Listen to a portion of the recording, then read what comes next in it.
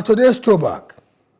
Due to a live production glitch, King Jaja of Opobo, a life that earned eternal honor from childhood slavery and British trickery cum kidnapping, was not fully delivered yesterday, and it will be fully and completely rendered today. King Jaja of Opobo, whose full traditional name was Jubo Yuboha, 1821 to 1891, was the first king or Amayanabo of the then city-state of Opobo. In fact, he was the founder of Opobo city-state in present-day Rivers State of Nigeria. Jaja, who ancestrally was of the Igbo stock, was reportedly kidnapped from his natal Igbo land by black slave traders. He could be one of the victims of the unending internecine wars amongst the Igbos of the 18th and 19th centuries, or the slaves farming oracular chicanery or trickery of Aguleri and sold into slavery. It was later brought to coastal Ijaw land, as was customary amongst the Ijaw. Jaja earned his way out of slavery after serving his master for a number of years.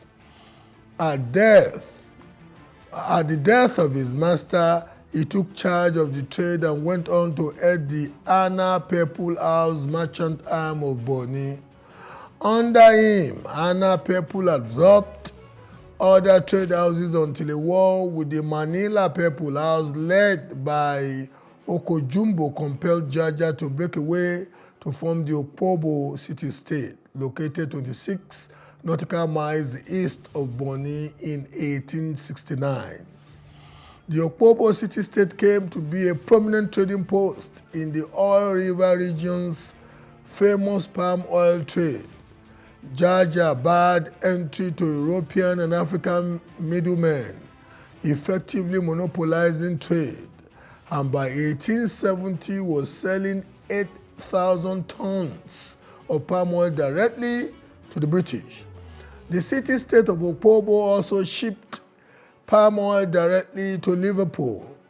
Notwithstanding his trade rivalry with the Europeans, Jaja sent his children to schools in Glasgow and employed Europeans to staff the secular school he built in Opobo.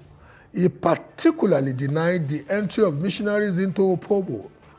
At the illegitimate 1884 partitioning of Africa's Berlin Conference, the Europeans designated the city-state of Opobo as British territory. When King Jaja refused to stop taxing the British traders, Henry Hamilton Johnston, the British vice consul, invited Jaja for deliberations in 1887. Jaja was deceitfully abducted on arrival aboard the English vessel where the negotiations were supposedly to take place, was ferried to and tried in Accra in the then Gold Coast, now Ghana, then exiled first to London and later to St. Vincent and Barbados in the Caribbean. His presence in the West Indies was suspected to be one of the causes of civil unrest, as the people of Barbados, the slaves mainly, the black slaves of African descent, were upset at the poor treatment of a king from Africa. King Jaja was granted permission to return to Opobo in 1891, but died suspiciously while on the voyage back to freedom in his city-state of Opobo.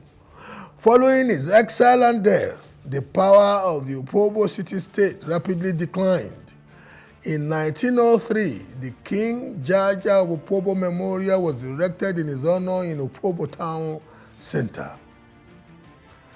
The didactic of this, or the lesson to learn from this, King Jaja of Opobo's checkered life still speaks to the effectiveness of raw courage, well-articulated purpose, and rugged determination to any person, especially a young life, facing any unpleasant situation. You, my dear friend, can also work kingship out of your extant circumstantial slavery. And that's it on the show tonight. I'm Bola Oba. Have a good